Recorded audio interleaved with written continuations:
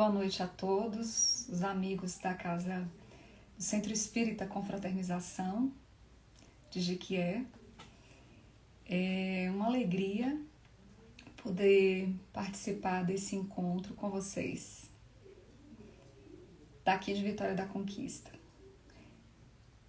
Meu nome é Daniela, sou daqui de Vitória da Conquista, trabalhadora da Sociedade de Estudos Espíritas de Vitória da Conquista, no Departamento de Infância e Juventude, mais especificamente na área da família. Desculpem, gente, esses dispositivos às vezes nos atrapalham.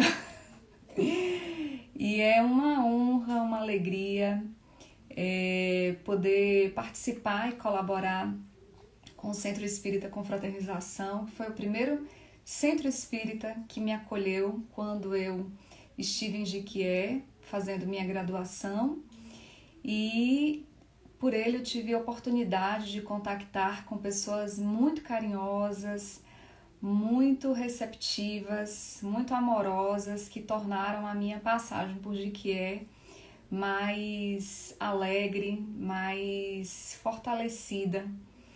E é uma instituição que eu sou muito grata, que eu tenho um carinho muito grande. Não vou aqui mencionar nomes, correndo o risco de ser injusta por esquecer alguém. Mas gostaria sempre de reiterar esse sentimento muito puro e de gratidão que tenho a todos vocês aí de Jequié e desse centro querido que faz parte da minha vida. Hoje, por convite de Vanusa, nós vamos falar sobre a família como instrumento de evolução. E antes que a gente possa iniciar os trabalhos da noite, nós vamos fazer uma oração, nos asserenar, para a gente se manter em conexão com a espiritualidade divina, para nos inspirar e nos ajudar nesse trabalho. Amigo Jesus, independente da distância física, os nossos corações se encontram unidos pelo ideal espírita, pelo ideal cristão, aqui de Vitória da Conquista, e os corações dos amigos de ideal em Jequié. As nossas conexões com o alto também se encontram fortalecidas com os ideais sinceros de podermos contribuir com reflexões pertinentes sobre a família e, sobretudo, Senhor, podermos trazer para perto de nós os ensinamentos que possam operar mudanças e transformar as nossas vidas e a das nossas famílias em espaços saudáveis de convivência amorosa, gentil e cheios de sentido e de significado evolutivo e moral.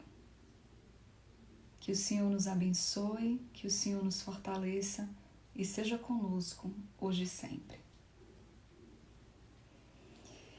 Esse é um grande benefício da tecnologia, né? Nos manter comunicados, em comunicação, em conexão, apesar da distância. E acho que esse é um dos aspectos positivos que essa pandemia nos trouxe, encurtar distâncias. Infelizmente, eu não terei como visualizar os comentários nesse momento, porque eu não consigo conciliar, não tenho muito traquejo com lives. Na verdade, é a minha terceira live, mas não como palestra no âmbito espírita. Então, venho me apropriando também desses dispositivos. E hoje nos coube falar sobre a família, né? Gostaria de registrar que minha primeira palestra, muito modesta, foi no Centro Espírita Confraternização. E hoje eu retorno também trazendo algumas contribuições. Espero, né, poder trazer algumas contribuições e refletir com vocês juntos sobre esse tema que muito me angustia, no sentido de me aproximar sempre e manter uma distância sempre estreita daquilo que falo com aquilo que faço, porque senão não tem sentido, né? Mas muitos são os desafios e nos colocamos todos nesse barco que se chama vida, né? E temos como norte aí, como timoneiro, o nosso amigo Jesus e a doutrina espírita, para nos guiar, nos apoiar e nos esclarecer. O tema, né, família, ele é sempre contemporâneo, porque as reflexões sobre os agrupamentos familiares, sobre as relações familiares, sobre os sentimentos que são nutridos pelas pessoas que convivem no mesmo círculo, dos laços consanguíneos ou não, é sempre desafiador porque é permeado de lutas, é permeado por compartilhamento de ideais, mas também de dificuldades, de resgates, de conquistas. E por isso mesmo carece sempre ser trazido a reflexão para uma análise e para um exame de nossa parte. O Emmanuel nos diz que a família ela é de extrema importância e assume uma centralidade muito grande, porque ele faz uma reflexão. Nós não seremos capazes de servir a 100 ou mais pessoas se nós não formos capazes de nos mantermos em harmonia e de servirmos o nosso contexto familiar. É nesse contexto familiar que ensaiamos o exercício do respeito, da tolerância, da compreensão, da concórdia, a qual nós direcionamos a sociedade ou aqueles outros que nós convivemos, seja no âmbito do trabalho, seja no âmbito do estudo, seja no âmbito da convivência doméstica, enfim. Por isso mesmo a família ela é constituída, né, ela é chamada da célula máter da sociedade, porque quando a família se desestrutura, quando a família deperece, a sociedade sofre, a cultura degenera e a civilização se abala diante dessas limitações ou dessas intempéries que se aproximam da família. E daí a gente vê a grande importância no desenvolvimento dos sentimentos, no desenvolvimento da inteligência e no despertar dos espíritos imortais que aí convivem para as necessidades evolutivas que carecem todos nós. E assim como o universo obedece a leis cósmicas, onde astros maiores, astros menores gravitam em torno de astros maiores, assim como a gente tem as estrelas, os planetas, os cometas, os asteroides, assim também temos a família, onde essas estrelas de maior grandeza, no que diz respeito à responsabilidade de condução da prole, fica a cargo dos genitores, dos pais, e onde os filhos se envolvem, né, das responsabilidades que lhe cabem também, mas sob a condução desses genitores. Só que uma diferença se estabelece, porque ao passo que nas leis cósmicas, no funcionamento do universo, existem leis cósmicas que obedecem e que compulsoriamente direcionam o funcionamento dessa estrutura, né? Na família nós temos uma diversidade de gênios, de caracteres, de espíritos que também estão imersos nas leis divinas ou naturais, mas que trazem consigo experiências, bagagens, um desenvolvimento intelecto-moral que interfere ou que vai culminar no direcionamento mais aprazível a esses espíritos, podendo ser tanto para o bem quanto para o mal. Por que isso? Porque cada espírito, cada individualidade é dotada de livre-arbítrio.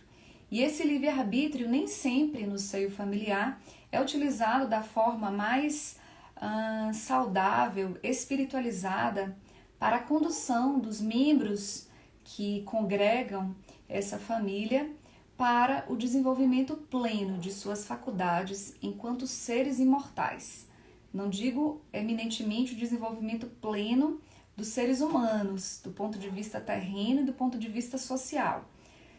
Haja vista que isso também é importante, mas somos seres espirituais numa trajetória temporária terrena e merecemos sempre trazer à tona quem somos, de onde viemos e para onde vamos. E é por isso mesmo que, mesmo nesse contexto de pandemia, falar sobre a família e sobre a manutenção do equilíbrio no seio familiar corresponde a um verdadeiro antídoto capaz de asserenar ou de garantir no seio social a busca do equilíbrio, né, ou da saúde ou da concórdia nesse organismo mais amplo, né, que poderíamos chamar de família universal. E aí, se nós formos fazer um passeio pela história, nós vamos ver que a família adquiriu uma série de características a depender de determinados momentos evolutivos em que se pode observar a sua constituição. Se a gente for observar no início da civilização, das civilizações primitivas, os seres se agrupavam inicialmente para a proteção, para a conquista do alimento, para a subsistência.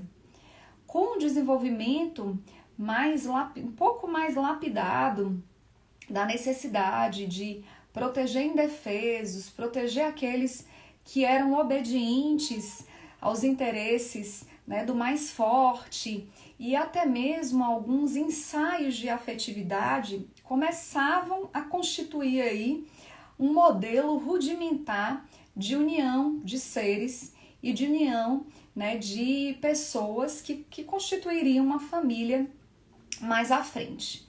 E a gente vai ver mais à frente, em outros momentos da história, na civilização oriental, uma ascendência na importância dada aos entes mais velhos, que seriam os anciãos, que eram tidos como sábios, e uma proteção aos mais novos, né, aos mais indefesos, e também uma agregação de membros que não pactuavam do mesmo teto, né, físico de casa, como reconhecedores também, né, de membros da família. E a gente vê aí já um exercício também de se dilatar a visão da família.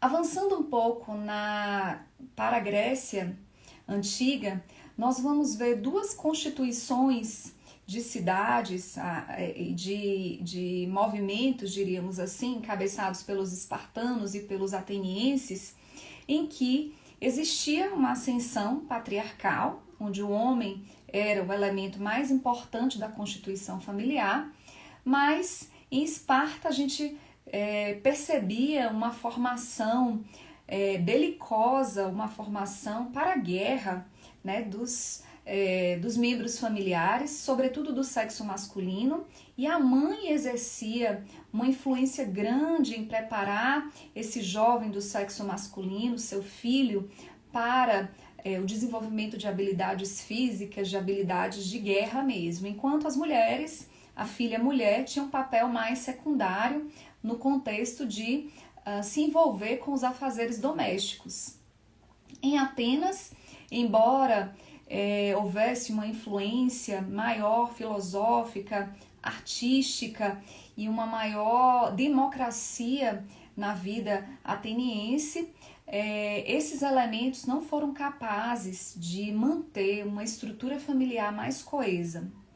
Mais à frente, nós vamos ver em Roma uma responsabilidade importante na Constituição, sobretudo em termos de legislação de proteção da família.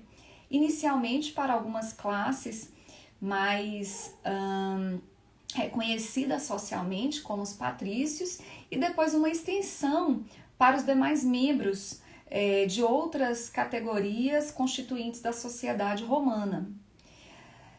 Mais à frente um pouco, nas sociedades feudais, nós vamos ver um certo abalo nessa constituição da família, onde o mais importante e central era as trocas monetárias que se visava adquirir por meio dos casamentos combinados, por meio do acúmulo de riquezas e de domínio sobre os feudos. E no momento em que um feudo era invadido, era tomado, poderia ocorrer uma dissolução por parte dessa família, porque alguns filhos poderiam ser direcionados, doados à igreja, ou mesmo ficarem de posse daqueles que dominassem esses novos feudos.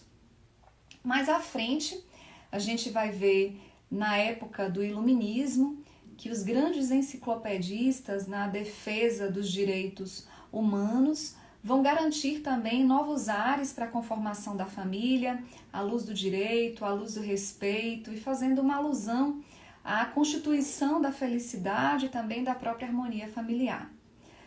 Nos dias de hoje, nós vemos ainda dando um salto bem grande na história, nós vemos a família ainda atacada e abalada pelo materialismo, pela banalização dos sentimentos, pela naturalização da dissolução das relações, pelo estímulo do amor livre sem compromisso, de relações baseadas em ligações meramente corporais, né, e isentas muitas vezes de sentimentos que possam favorecer as trocas psíquicas, emocionais e não somente as físicas. E tudo isso vem concorrendo para um cenário em que se faz necessário resgatar a família. E a gente também pode perceber que a família, nesse breve contexto histórico, ela é resultado desse largo processo evolutivo mediado pelas reencarnações sucessivas daqueles que habitaram o nosso planeta Terra ou outros planetas.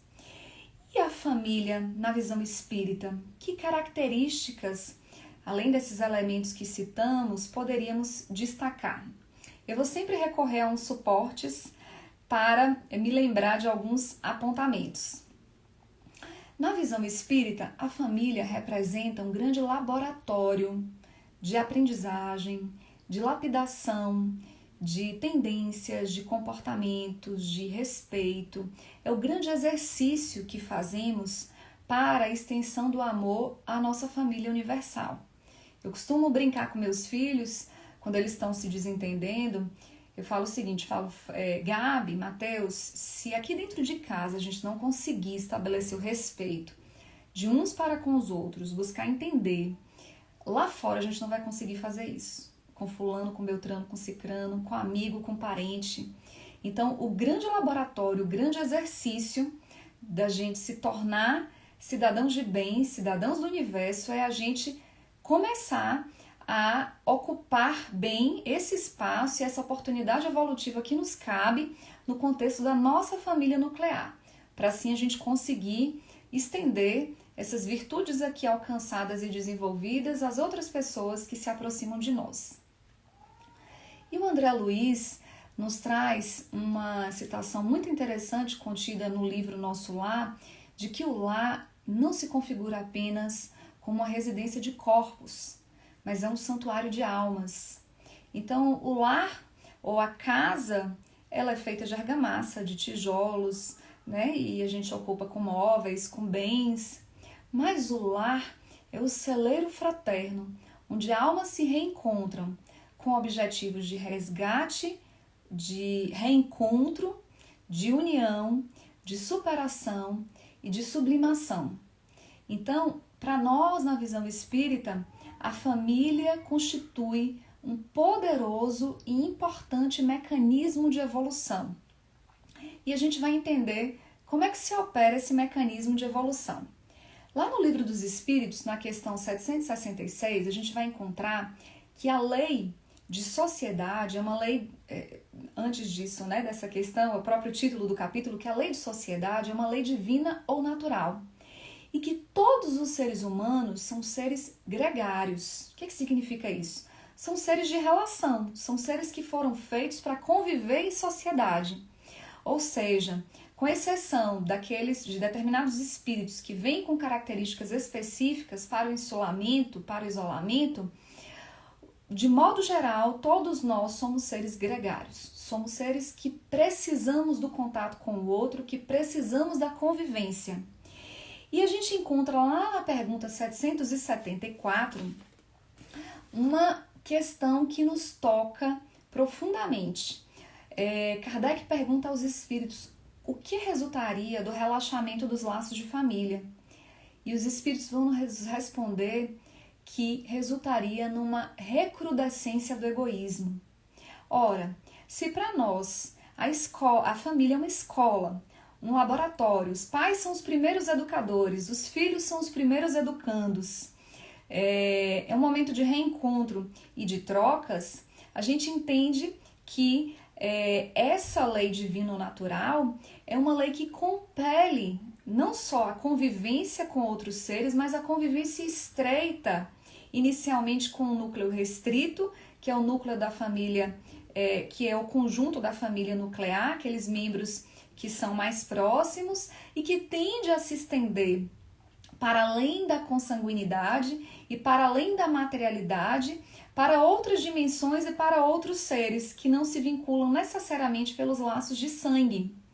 Então, a família, ela corresponde a esse poderoso mecanismo que nos aproxima da convivência e que fortalece esses laços sociais. Por isso que a Joana diz que a família é a célula máter da sociedade, porque é a partir do desenvolvimento desse elemento familiar que a gente desenvolve, que a sociedade desenvolve, que a sociedade progride, tá?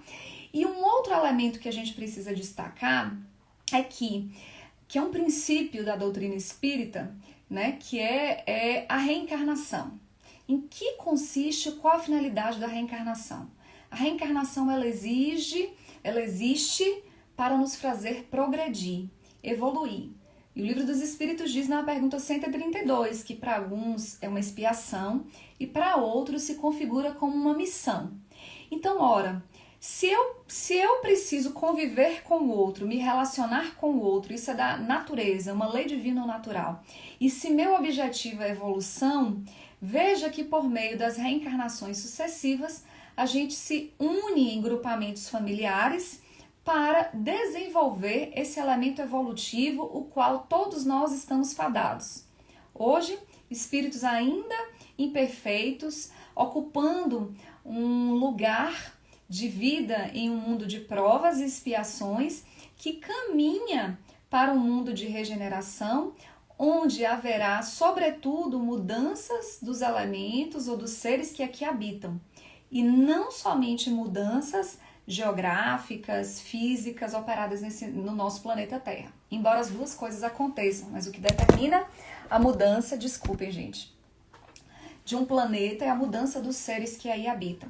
Por isso, encarnamos sucessivas vezes no contexto familiar, com essa finalidade de adquirirmos essa perfeição que hoje é limitada em função dos avanços que ainda precisaremos galgar.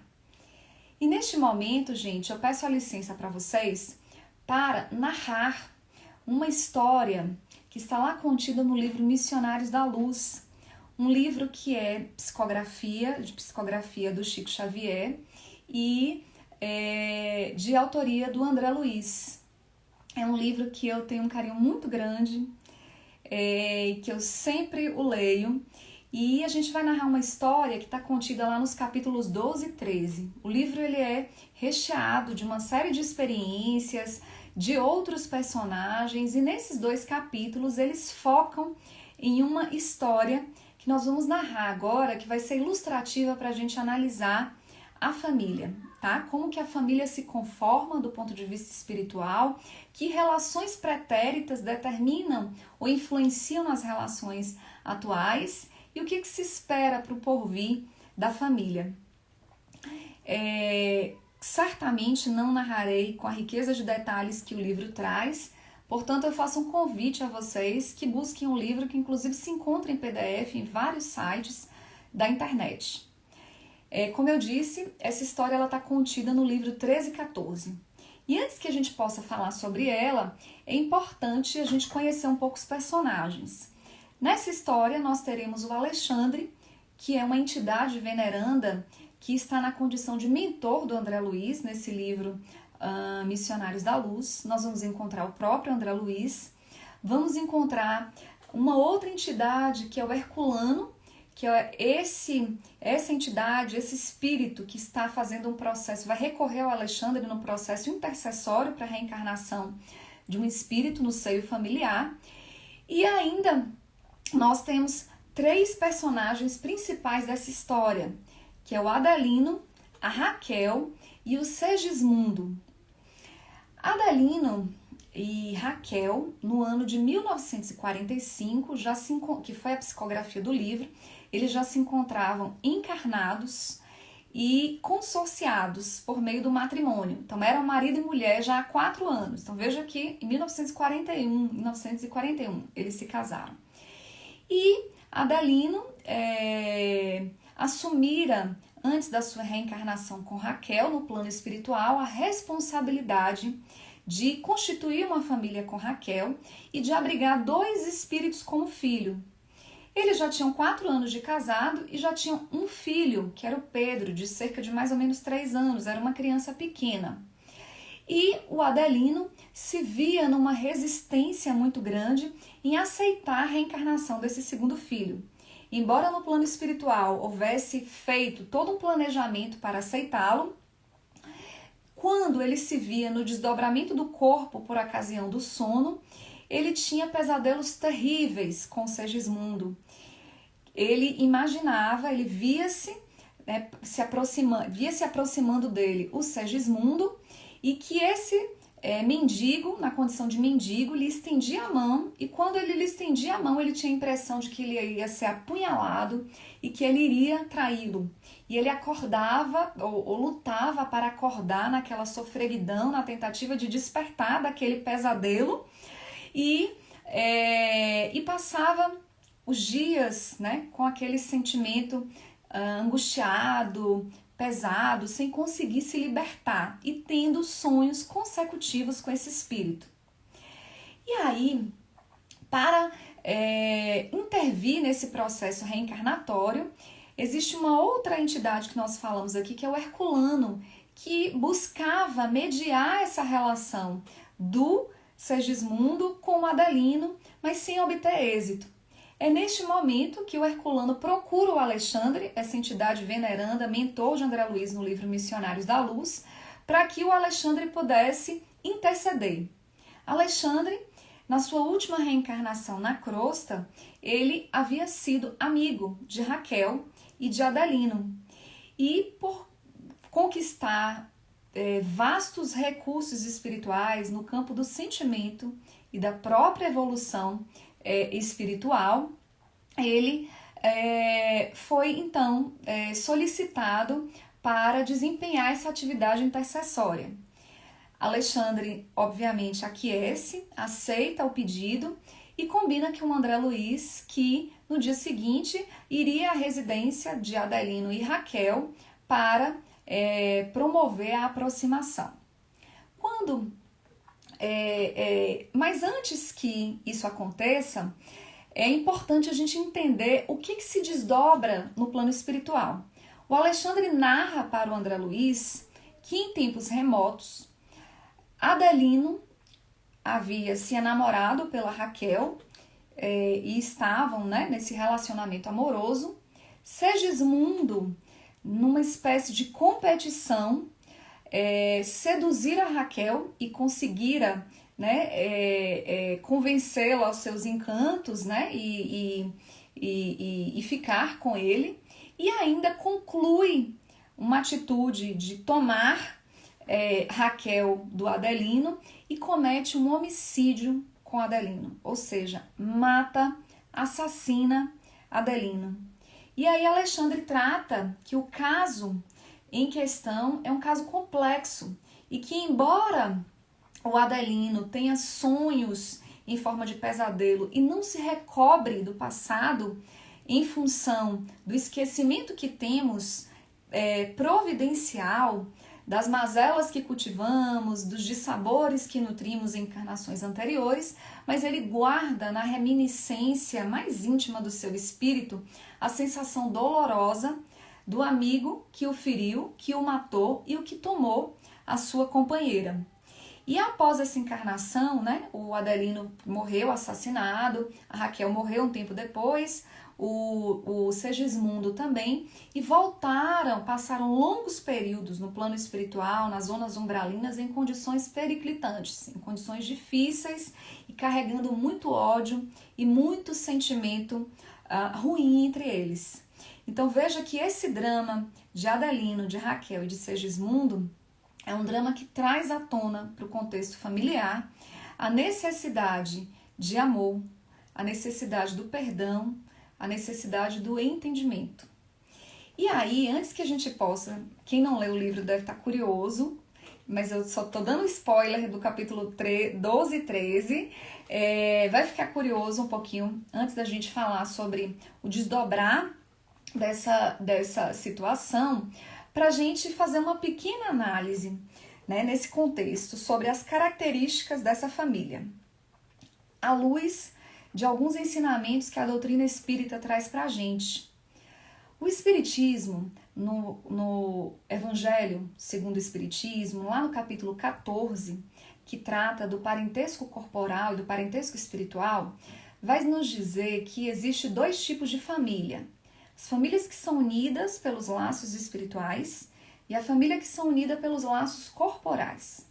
As famílias que são unidas pelos laços espirituais são as famílias que se mantêm vinculadas por ligações fortalecidas, por ligações verdadeiras, por ligações a partir de sentimentos, de afinidades que nutriram, que construíram, né, ao longo de experiências pretéritas. As famílias que se unem pelos laços corporais muitas vezes se extinguem com a própria dissolução dos laços de sangue e muitas vezes carregam experiências as quais não obtiveram êxito no relacionamento duradouro, autêntico e harmônico entre os seus membros e regressam nessas condições. Alguns espíritos chamam de família bênção, família provação, a família bênção como a família ligada, né, pelos vínculos de afinidade, de amor, mas na nossa visão todas as famílias são bênçãos, e as famílias provações são aquelas em que todos nós, a maior parte de nós, se encontram. Famílias que trazem elementos que precisam ser superados, purgados, eliminados, ressignificados, né, para patamares que nos tragam mais plenitude. Uma outra questão que nós vemos muito importante na constituição dessa família é a interferência, a intercessão de amigos. Veja que nós temos o Alexandre, que se constituiu amigo em encarnações anteriores do casal, Adelino e Raquel, e que se constitui como uma espécie de família. Veja que a doutrina espírita nos traz que os laços consanguíneos não são os verdadeiros laços. Os verdadeiros laços, os liames que unem fortemente os espíritos, são de caráter espiritual, que unem antes, durante e depois da vida física, porque são laços fortalecidos, sustentados em bases seguras. Então veja que essa ideia de família do ponto de vista da doutrina espírita, de família consanguínea, a despeito de ser imensamente importante, começando falando sobre ela na nossa fala, mas ela não se limita a essa família consanguínea.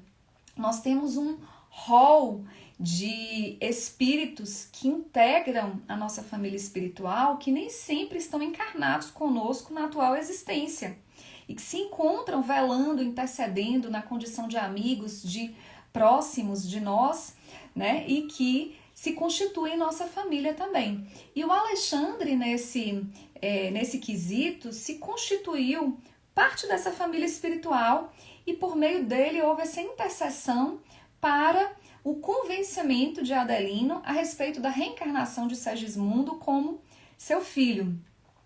E a gente vai encontrar no próprio Evangelho também, numa passagem de Marcos e Mateus, no momento em que Jesus, acompanhado de uma multidão, e avisam a ele que a sua mãe e que seus irmãos chegaram, e Jesus aproveita da oportunidade, sempre pedagógico e sempre mestre de homens e de almas, pergunta: quem é minha mãe? Quem são meus irmãos? Minha mãe e meu irmão são todos aqueles que fazem a vontade do meu Pai. Então veja que Alexandre se constituía nesse momento parte da família, porque fazia parte, né, congregava de um bem maior, que era auxiliar essa família no cumprimento dos deveres que lhe competiam, que era de abrigar um espírito que desejava e que precisava reencarnar no seio daquele grupamento. Então vamos voltar ao caso de Segismundo, né?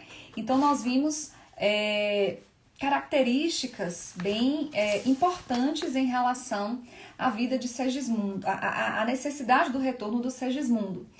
E num segundo momento agora, vocês vão ver que o foco vai ser todo em relação ao planejamento da reencarnação no contexto da família e na proximidade que esses espíritos precisavam estabelecer. E nesse capítulo que alguns estudiosos das obras de André Luiz trazem, no capítulo 13, como a culminância do próprio livro do Missionários da Luz, porque ele vai trazer com minúcias, com detalhes. A gente está fazendo uma análise do ponto de vista da família. Alguns outros companheiros já fizeram uma análise do ponto de vista eminentemente reencarnatório. Então, naturalmente que o livro nos permite uma viagem muito extensa por diversas vertentes aí. E o André Luiz, neste momento, ele vai se encontrar com uma outra entidade aí nessa colônia que ele se encontrava, que é responsável pelo planejamento reencarnatório de diversas outras entidades. Se não me falha a memória, é o Manassés. E o André Luiz percebe que as entidades que circulavam por esse ministério, diríamos assim, estou utilizando o mesmo termo que é utilizado lá no livro Nosso Lar, que tem os ministérios, né? Estou utilizando o mesmo termo, embora que ele não utilize, né? Esse ministério da reencarnação. E ele percebia que vários espíritos entravam e saíam desse ministério com uma espécie de pergaminho enrolado, né? E ele ficou curioso para saber o que era aquilo. E lhe foi informado que aquele pergaminho, quando ele teve a oportunidade de abrir, era um modelo anatômico. E era justamente um programa, um desenho corporal do futuro reencarnante. Então, todas as alterações orgânicas, todas as disfunções, todos os elementos que precisavam estar impressos ali, fruto das provas, fruto dos pedidos que os espíritos emitiam para a constituição daquele corpo futuro, estavam registrados naquela espécie de pergaminho. E o Segismundo, que iria reencarnar na família do Adelino, também tinha essa espécie de pergaminho. E não era de se espantar que mesmo o Segismundo tendo trabalhado nas esferas espirituais, na erraticidade, em benefício próprio, angariando diversos amigos, angariando vários bônus hora, né, vários créditos a seu favor, ele tinha um débito que precisava ser resgatado. E no seu planejamento reencarnatório, no seu pergaminho, havia no seu protótipo corporal uma alteração cardíaca, uma dilatação de alguns vasos cardíacos que foram impressas decorrentes desse resgate de um passado delituoso em função do homicídio cometido, né, ao Segismundo. E essa alteração orgânica, segundo o planejamento de Segismundo, só iria se manifestar na madureza, quando ele sofreria de algumas alterações orgânicas de ordem cardíaca importantes, mas que a espiritualidade, os amigos espirituais o asseveravam de que se ele mantivesse, né, uma boa conduta, a preservação das suas condições corporais, ele viveria e cumpriria toda a programação que lhe cabia.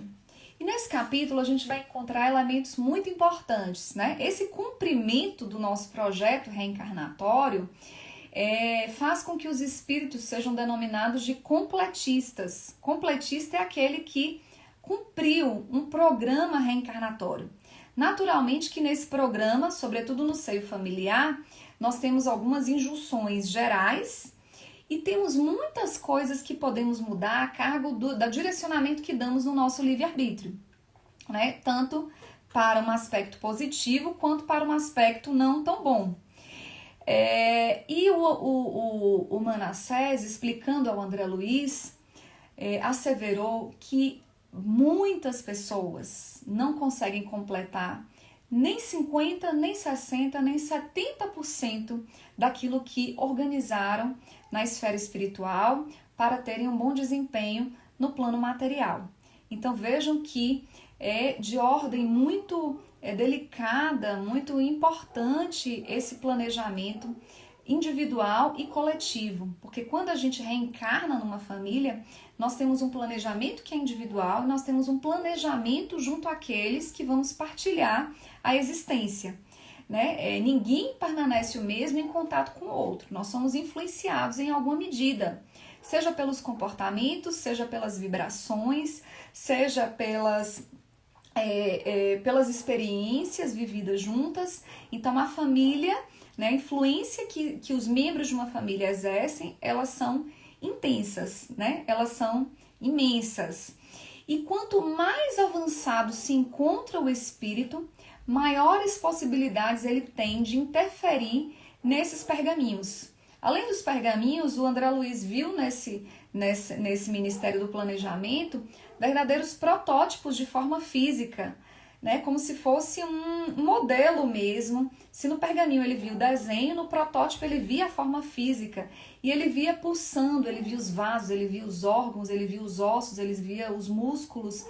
E no protótipo feminino, ele destaca, né, a grande luminosidade, a importância para o aparelho genésico, para o nosso órgão importantíssimo que é o útero, como a primeira casa física do espírito que está reencarnando, né? E aí, nesse momento, né, de avaliação dessa etapa do planejamento da reencarnação familiar, a gente tem algumas reflexões também importantes a fazer no que diz respeito aos ensinamentos espíritas.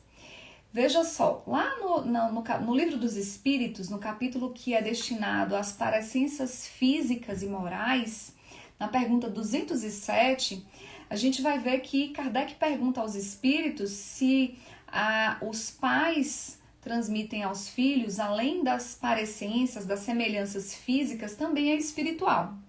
E o Livro dos Espíritos, e os Espíritos vão nos responder que os pais são geradores das parecências físicas, ou seja, do corpo, mas não do espírito. O corpo procede do corpo, mas o espírito procede, né, é o próprio espírito multimilenar que é anterior ao berço e que sucede ao túmulo, né? E aí a gente imagina que os espíritos, Kardec pergunta aos espíritos, bom, mas então em que resulta as semelhanças que a gente vê de ordem moral entre pais e filhos? E os espíritos nos respondem que disso resulta as afinidades, né, as semelhanças de desenvolvimento espirituais, mantidas por pais e mantidas por filhos.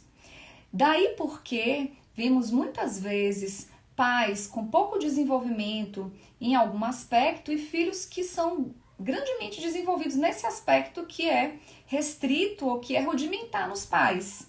Mais uma vez ratificando que o corpo procede do corpo, mas que as características espirituais o espírito traz consigo com um somatório de todas as experiências que ele já obteve ao longo das existências sucessivas, né? Mas naturalmente que existe um período muito importante que é o da infância, né? Até os 7 anos existe uma plasticidade, uma maleabilidade de influência grande que os pais exercem no desenvolvimento intelecto-moral dos filhos.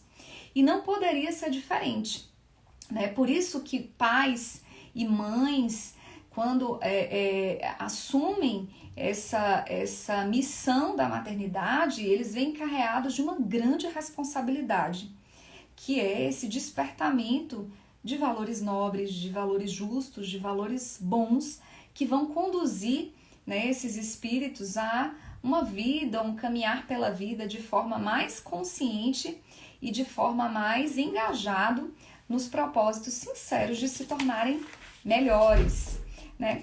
E nós vamos encontrar, então, mais à frente, voltando à história do livro Missionários da Luz, que Alexandre precisava chegar à casa do Adelino e da Raquel, já que ele havia sido recrutado justamente para interceder pela reencarnação, né, de Segismundo, no seio da família de Adelino e de Raquel. E Alexandre percebe, né, que o Adelino se encontrava taciturno, fechado, monossilábico com a esposa, e eles se encontravam reunidos, realizando uma refeição à tarde. Adelino, Raquel e Pedro, filho mais novo do casal. E Alexandre então diz, é nesse momento agora que nós vamos intervir. Alexandre se posta junto a Pedro, o filhinho pequeno, coloca a mão no coração do Pedro. Instantaneamente, o livro narra que a criança esboçou um sorriso e começou a narrar. Mamãe, por que papai está triste?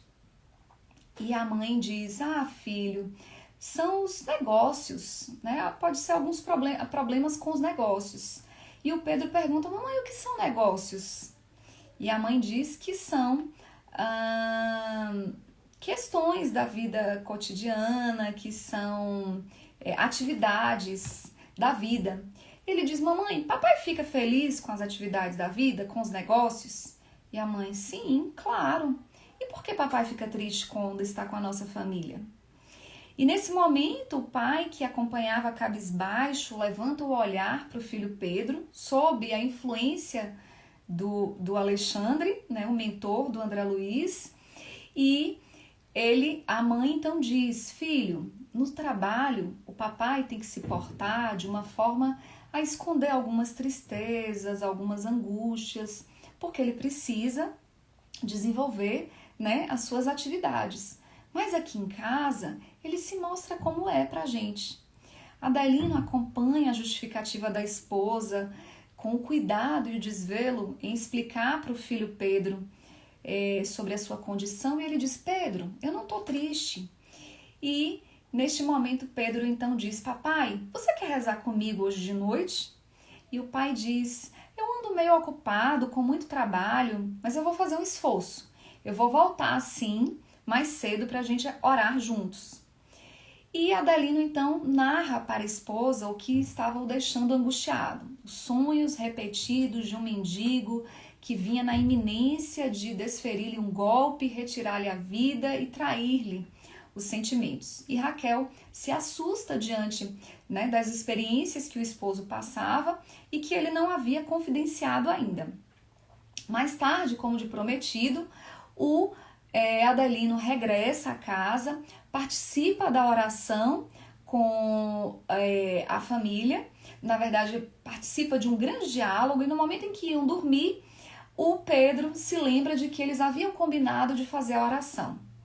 Pedro então diz para o pai que a mãe sempre faz um convite para as entidades, os mensageiros de Deus virem ao encontro, e depois então inicia a oração do Pai Nosso com uma profunda comoção que é atentamente acompanhada pela mãe Raquel e pelo pai Adelino. Quando Pedro diz que a mãe o ensina a convidar os mensageiros de Deus, nesse momento Alexandre, com André Luiz e com Herculano e Segismundo, adentram então aquele recinto e participam daquele momento de oração. Pouco tempo depois, o casal se encontra, a família toda adormecida. Ao se desdobrar do corpo, Raquel, pelo nível evolutivo um pouco melhor do que o Adelino, se vê mais facilmente desprendida e logo se aproxima da avó, a qual nutria sentimentos e vibrações também semelhantes. Ao passo que Adelino, mesmo convivendo com a esposa, se encontrava em um outro nível consciencial e vibratório e se depara com Segismundo.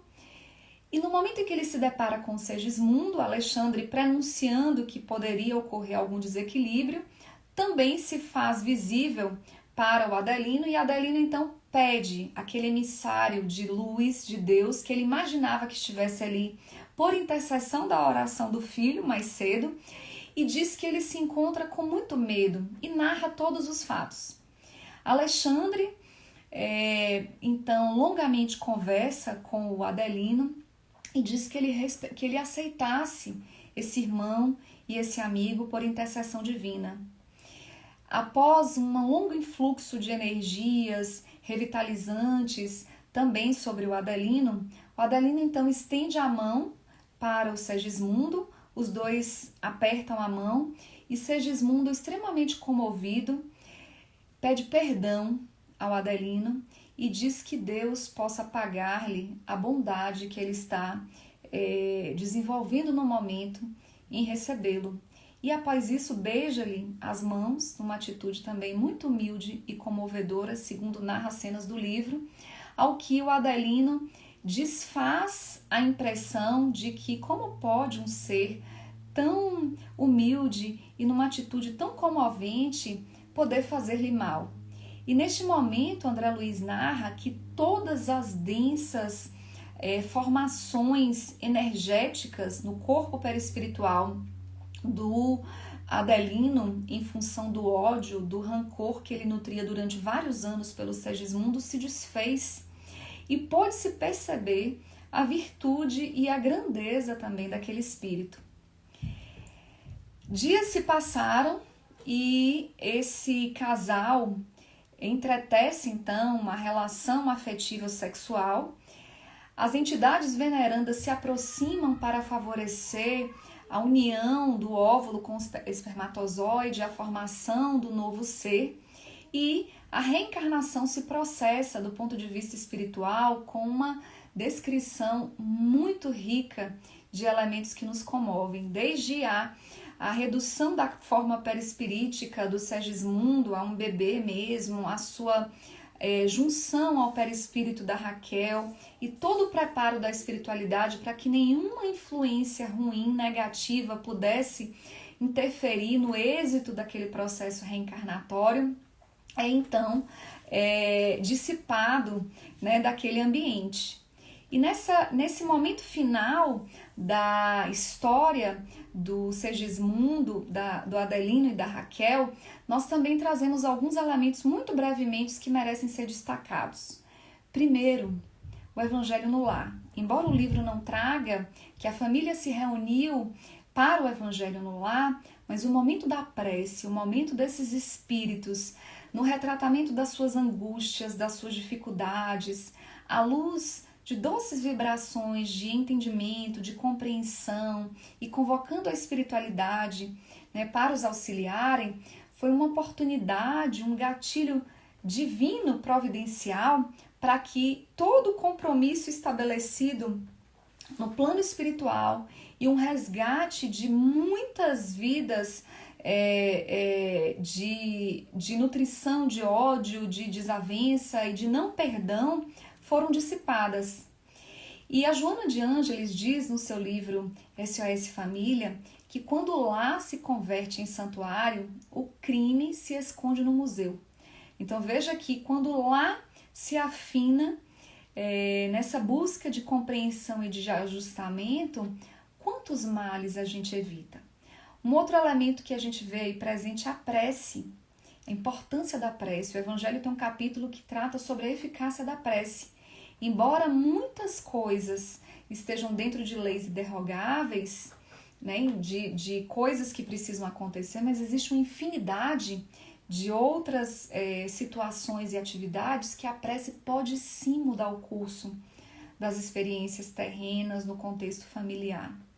E um outro elemento muito importante que se destaca também nessa história é o perdão. Né, a gente vai encontrar lá em Mateus, capítulo 6, versículos 14 e 15, no Evangelho segundo o Espiritismo, que Jesus diz: perdoai para que Deus vos perdoe. Bem-aventurados são os misericordiosos, porque terão misericórdia. E se a gente quer que Deus perdoe as nossas faltas, nós precisamos perdoar as faltas alheias. E Adelino se encontrava nessa situação periclitante de não conseguir perdoar o Segismundo pelo homicídio cometido há um tempo atrás e por ter roubado-lhe, né, a Raquel.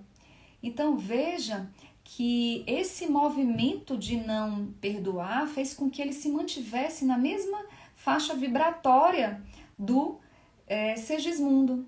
É por isso que o Divaldo diz que o mal que me fazem não me faz mal. O mal que me faz mal é o mal que eu faço, porque me torna uma pessoa má. Então o outro que cometeu o delito precisa se ver diante da justiça divina com os erros que cometeu. Agora, no momento em que nós compactuamos com os mesmos sentimentos de desequilíbrio e transformamos isso em comportamentos doentios, nós passamos a transitar pelas mesmas faixas daquele que cometeu um delito em relação a nós. E aí, minha gente, nós estamos nos aproximando do final. Existem muitos outros elementos que a gente podia explorar, né, em relação a essa situação aí da história do Adelino, mas eu gostaria, na verdade, de encerrar esse momento com vocês lendo, porque ainda não consegui. A faculdade exime aí de companheiros da oratória de recitar um poema, e vou pedir então para ler para vocês um poema da Maria Dolores que fala sobre a família e que representa bem esses elementos que nós abordamos hoje aqui, principalmente trazendo essa história do Segismundo, né, e dessa família aí. Diz o seguinte: família é o ponto de encontro que a vida em si nos oferta, para conta e viva e certa do que se tem a fazer. Às vezes indica empresas de amor, renúncia e talento, de outras é o pagamento de débitos a vencer. No lar surgem afetos, dedicações incontidas, riquezas em luz de outras vidas, no tempo a se recompor. Mas também dentro de casa é que o ódio de outras eras abre feridas austeras, reconduzindo ao amor. Vemos pais largando os filhos com desprezo e indiferença, e os filhos em turba imensa, combatendo os próprios pais. Parentes contra parentes, lembrando aversões em brasa, unidos na mesma casa, sob direitos iguais. E a gente vê, além do poema de Maria Dolores, né, trago só para finalizar mesmo um trecho da música do nosso querido Arilson Ferraz, cantor e expositor espírita daqui de Conquista, que a família é o grande palco onde se encontram espíritos que necessitam estarem juntos no momento certo, na hora certa. E ele diz o seguinte: família é sempre união, é sempre acolhimento, é sempre afeto, e todo aquele que precisa andar de bem com Deus, com seus, preze, reze e invista em sua família. Gente, desejo a todos vocês um grande abraço, fraterno e sincero, e reitero a oportunidade de em breve nós podermos nos encontrar, não só virtualmente, mas pessoalmente também. A família espírita da Confraternização Espírita Jequiéense, muita paz a todos. E neste momento, então, nós convidamos todos a fazer uma prece de encerramento. Senhor Deus, neste momento em que trazemos à tona a importância e a necessidade da reunião de espíritos no contexto familiar, rogamos que os seres que habitam o nosso planeta Terra possam dar a ela o seu devido valor, percebendo o quanto podem crescer, desenvolver e contribuir para um mundo melhor e mais feliz. Que assim seja. Muita paz a todos vocês.